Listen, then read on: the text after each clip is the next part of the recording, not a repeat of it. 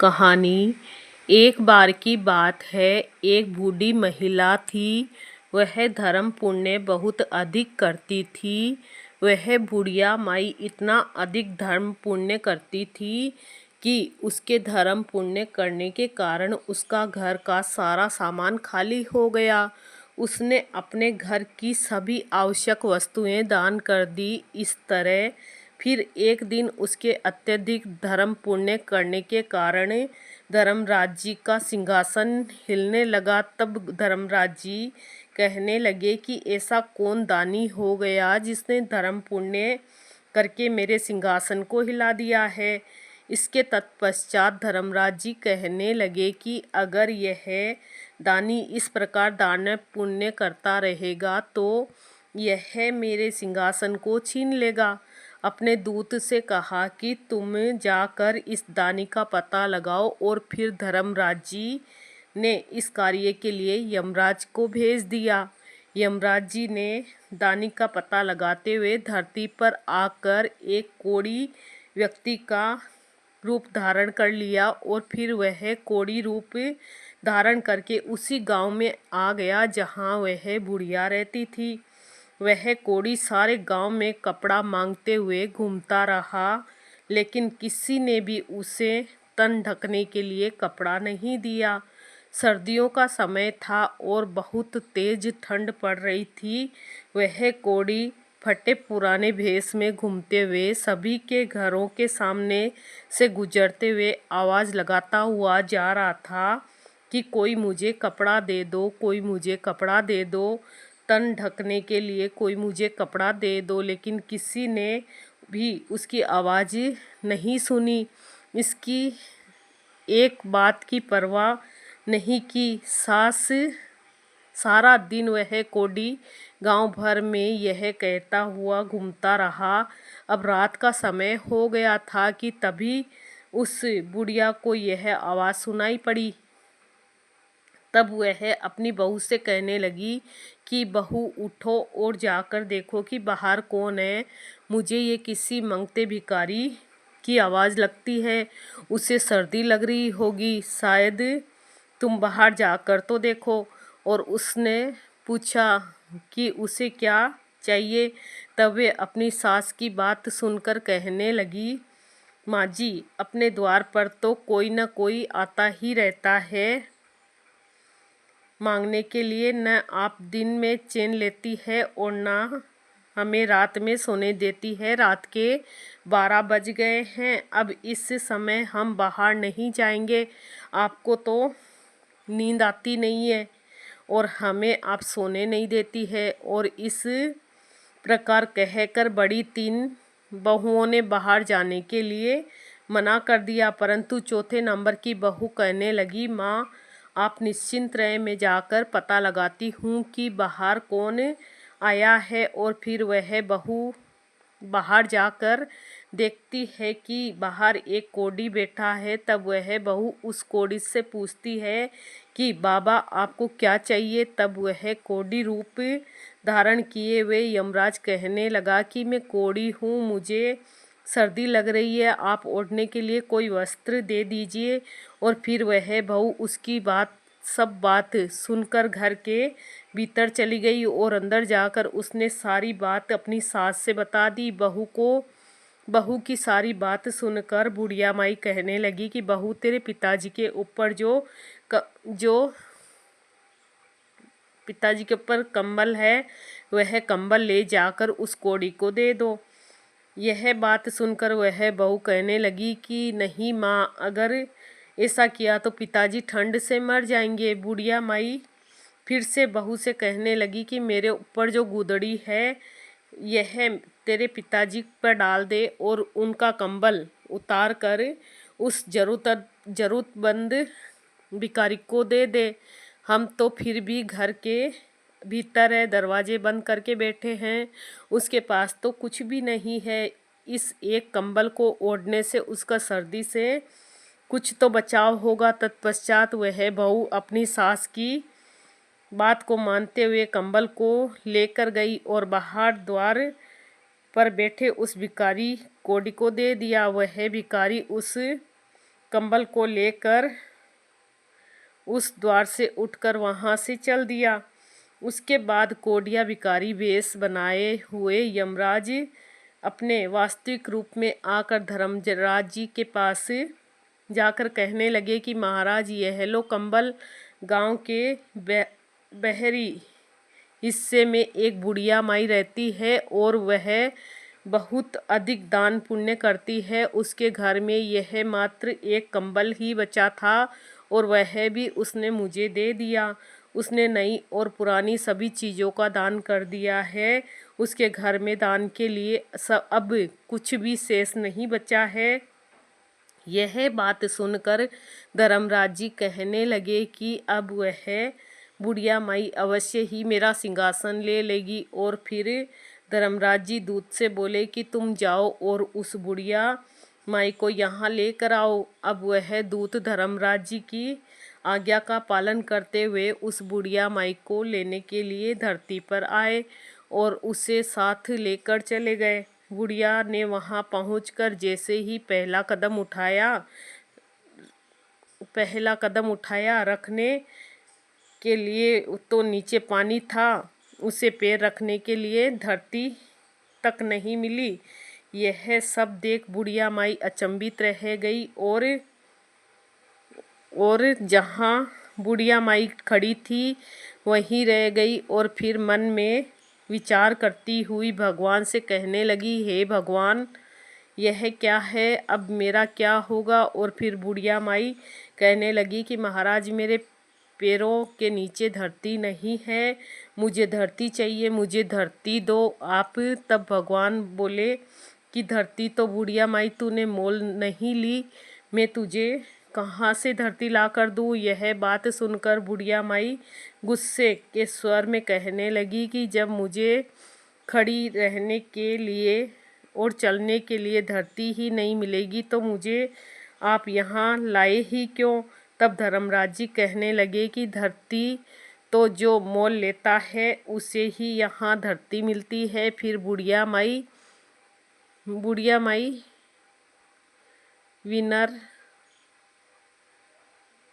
भाव से कहने लगी कि महाराज, मैं यह सब नहीं जानती, धरती मोल किस प्रकार लेते हैं, मुझे यह सब बताइए। आप बिना धरती के मैं यहाँ कैसे रहूँगी, यहाँ स्वर्ण लोक में मेरा क्या काम, मुझे अब धरती मोल की सब विधि बताइए और मृतलोक में वापस भेज दीजिए। मैं धरती मोल लेकर ही आपके दूतों के साथ वापस आ जाऊंगी।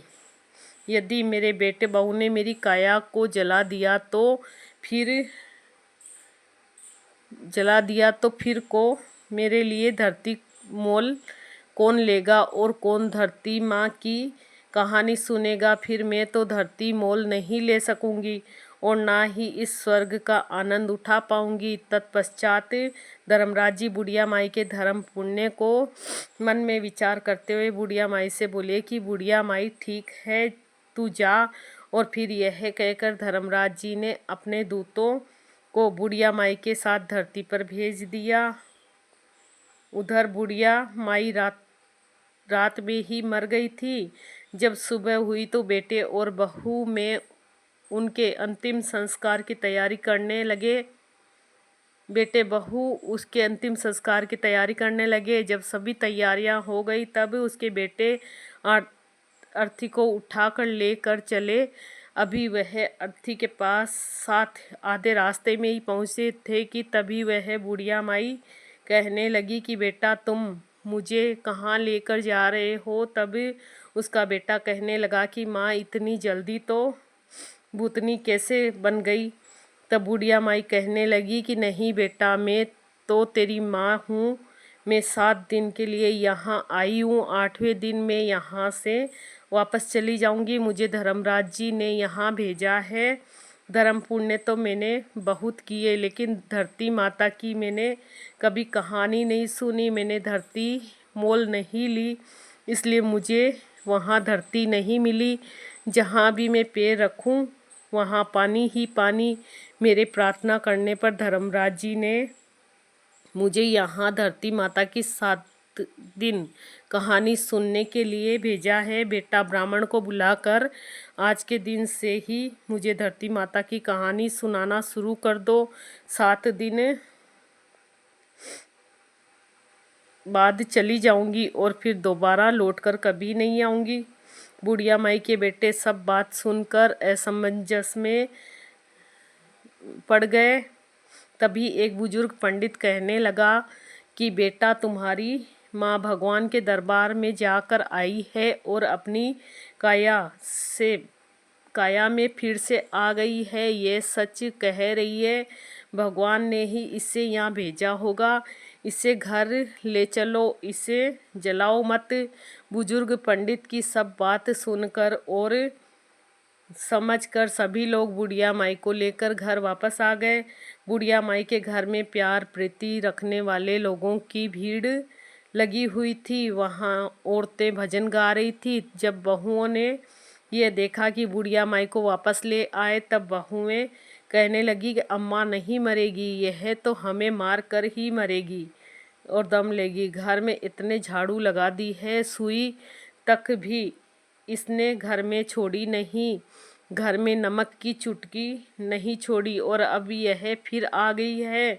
बहू की सब बात सुनकर बुढ़िया माई कहने लगी कि बेटा, मैं तो किसी को नहीं मार रही। बेटा, तुम सबने मुझे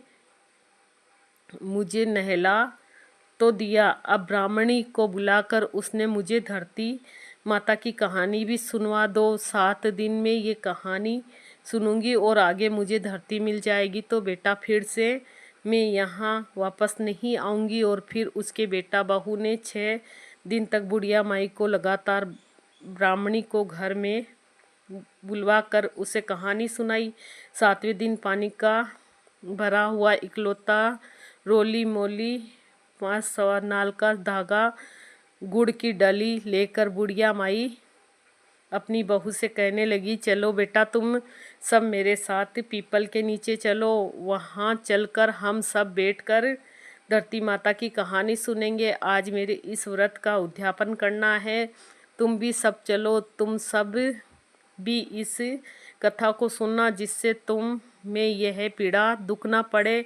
और फिर वह बुढ़िया माई अपनी सभी बहुओं और ब्राह्मणी को लेकर पीपल के पेड़ के नीचे बैठी। वहाँ बैठकर ब्राह्मणी ने धरती माता की कहानी कही और बुढ़िया माई और सब लोगों ने कहानी सुनी। कहानी की मुकार दिए। धरती माता की कहानी कहने के बाद 1.25 नाल का धागा, 5 रुपए और गुड़ की डली लेकर उस पीपल की जड़ में दबा दी। फिर बुढ़िया माई हाथ जोड़कर कहने लगी कि लो धरती माँ, इसे स्वीकार करो। धरती माता, अब मैंने तुम्हें मोल ले लिया। मेरे सभी पाप तुम अपने में समेट लो।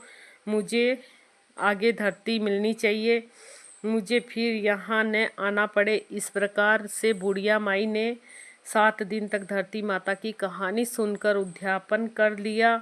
बुढ़िया माँ की बहुओं ने एक दिन धरती माता की कहानी सुनकर उद्यापन कर दिया।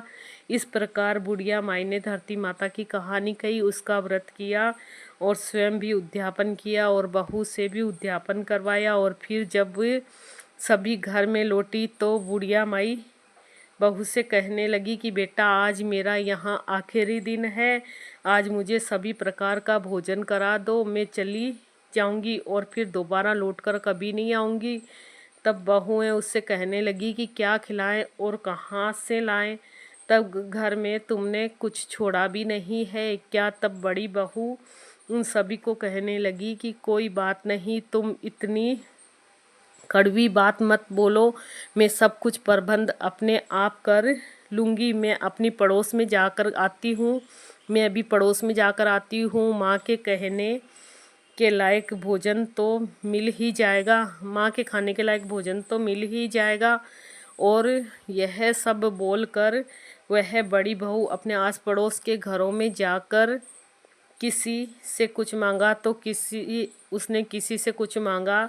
इस प्रकार उसने अपनी सास के लिए सभी प्रकार के भोजन तैयार किए और फिर सास को जिम्मा दिया। तो बुढ़िया माई अपने बेटे बहू से बोली कि बेटा तुम सब भी भोजन जीम लो। और फिर सभी ने थोड़ा थोड़ा भोजन खा लिया। तब बुढ़िया माई उनसे फिर से कहने लगी कि बेटा मैं कल सुबह 4 बजे यहाँ से चली जाऊँगी और अब यहाँ नहीं आऊँगी। आज यहाँ मेरा आखिरी दिन है। अब 12 बज गए हैं, तुम भी सभी जाकर सो जाओ। बेटा के मना करने के बाद भी उन सभी को बुढ़िया माई ने नींद लेने के लिए भेज दिया। सभी अपने अपने इस यथास्थान में जाकर सो गए।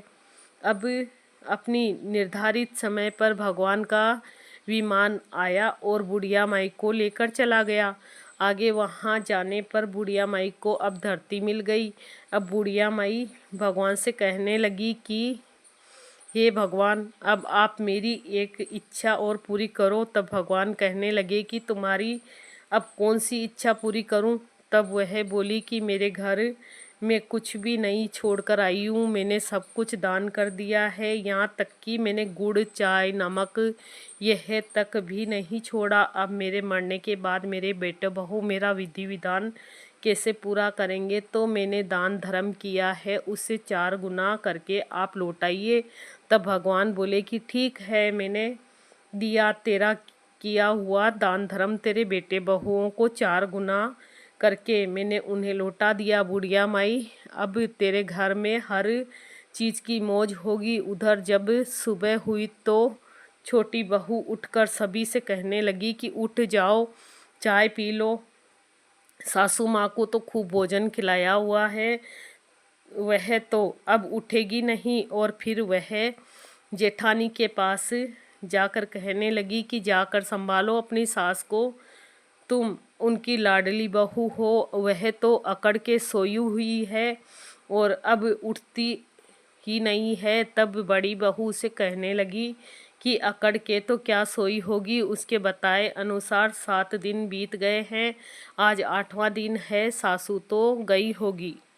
और फिर छोटी बहू कहने लगी कि जाकर संभालो अपनी सास को। बड़ी बहू ने जल्दी जल्दी जाकर सास को देखा और फिर वह दौड़ती हुई अपने पति के पास जाकर कहने लगी कि आप क्या चाय पी रहे हो? माँ तो गई। माँ को संभाला तो उसे लाकर आंगन में सुला दिया। अब बुढ़िया माई को लाकर आंगन में सुला दिया। तब सबसे छोटी बहू कहने लगी कि मैंने सदा आप सबकी सुनी है और आपकी हर बात मानी है, आज आप सब मेरी बात सुनो। तब सभी कहने लगे कि बताओ। तब वह कहने लगी, इस लोटे में भरे हुए पानी से सासू जी के छींटे लगा दो। नहलाई धुलाई तो पहले से ही है, अगर आप लोग रोए तो वह फिर वापस आ जाएगी। इसे पानी का छींटा देकर उठा ले जाओ। तुम 4 भाई बहुत हो, 5वीं की कोई ज़रूरत नहीं है। और उठा ले जाओ यहाँ से फटाफट और जला के आ जाओ, जिससे कि उसकी गति हो जाए। तब सारे भाई आपस में बात करने लगे कि पहले भी हम लोगों को इकट्ठा करके शर्मिंदा हो चुके हैं, पहले भी लोगों को इकट्ठा कर लिया था, शर्मिंदा हो चुके हैं। अब बिना देर किए इनका कहना मान लेते हैं। ऐसा विचार करके सभी भाइयों ने बुढ़िया माई को उठाया और चल दिए जलाने के लिए शमशान की ओर। तब रास्ते में एक पीपल के नीचे बैठी कुछ औरतें जो कहानी सुन रही थी, बुढ़िया माई के बेटों को इस भांति जाते हुए देखकर वह सब समझ गई और एक दूसरे से कहने लगी कि यह वैशाख का पावन महीना है, बुढ़िया माई तो मर गई और बहुओं ने भजन तक भी नहीं गवाए। चलो हम सब वहाँ भजन गाने के लिए चलते हैं, 2-4 राम के नाम लिए जाएंगे। और यह विचार कर सभी बुढ़िया माई के घर जाकर भजन गाने लगी। उधर बेटों ने बुढ़िया माई का दाह संस्कार कर दिया और जब अब वह घर की ओर आने लगी, उन्हें आता हुआ देखकर भजन गाने वाली औरतें बुढ़िया माई की बहू से कहने लगी कि बहू जाओ और दरी लेकर आओ और यहाँ दरी बिछा दो। तब वह कहने लगी कि मरे ना मराए, बुढ़िया माई उसे दान देकर जब हमारे घर वाले आएंगे तभी हम दरी बिछाएंगे। तब वह भजन गाने वाली औरतें कहने लगी कि लो आ गई सभी लोग, अब तो दरी बिछा दो। फिर दरी बिछाई गई। भजन गाने वाली औरतों ने खूब भजन गाया और भजन गाने के पश्चात अपने अपने घर को चली गई। अब दरी पर बैठे हुए बुढ़िया माई के बेटे एक दूसरे के मुंह को ताकने लगे और कहने लगी कि अब क्या करें क्या नहीं करें, कहाँ से चाय पानी का प्रबंध करें। माँ तो चली गई, अब घर में भी कुछ नहीं छोड़ कर गई। अब आस पड़ोसी भी आपस में चर्चा करने लगे, चलो भाई आज तो बुढ़िया माई के परिवार को चाय पानी पिला आए, उसको रोटी पानी खिलाएं। आज ही उनकी माँ मरी है, अब की बार तो वह मर गई है, आज आज तो खिला पिला देते हैं, कल से अपना अपने आप देख लेंगे। तब उनमें से एक आदमी बोला कि ठीक है, आज मैं जाता हूँ उनके घर, उनके चाय भी देकर आता हूँ और उनका हाल चाल भी पूछ कर आऊँगा। और फिर उस पड़ोसी ने अपनी घरवाली से चाय बनवाई और फिर चाय को लेकर वह बुढ़िया माई के घर की ओर चल पड़ा। उधर बुढ़िया माई के बेटे की बड़ी बहू अपने परिवारजनों को चिंता मगन देखकर घर के भीतर गई और फिर जैसे ही उसने बुढ़िया माई की संदूक को खोला तो उसने नोटों की गड्डियों को देखकर दंग रह गई। रसोई में गई तो वहाँ आटे के बोरे, गुड़, खांड के कट्टे भरे हुए मिले। उसे वहाँ नमक, मिर्ची, सब मसाले, सब सब्जियाँ मिली। रसोई सब सामग्रियों से युक्त थी। यह देखकर सब खुश हो गए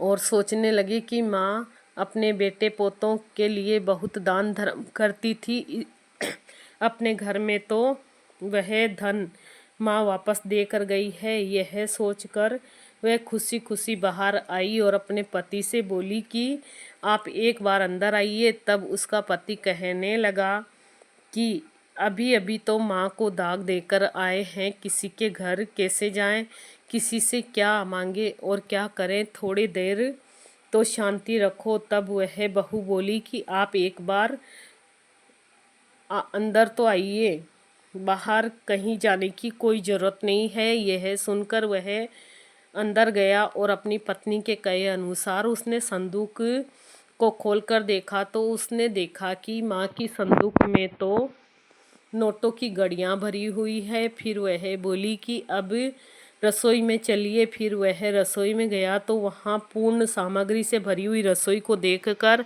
अपनी पत्नी से कहने लगा कि माँ तो हमें बहुत अधिक धन देकर गई है। और फिर वह दोनों बाहर आए और दरी पर बैठ गई। फिर थोड़ी देर बाद बड़ी बहू अपनी देवरानियों से कहने लगी कि उठो और चूल्हे पर चाय चढ़ाओ, चावल चढ़ाओ, रोटी और सब्जी बनाओ, कांधियों को जिमाओ और हमारे घर में सब कुछ है, तुम अंदर जाओ और जाकर सब प्रबंध करो। यह सुनकर सभी बहुएं अपने अपने कमरों में गई। सभी ने अपने अपने संदूक खोली। बड़ी बहू के संदूक में चौगुना धन मिला, बाकी सब के संदूक में थोड़ा थोड़ा, और सबसे छोटी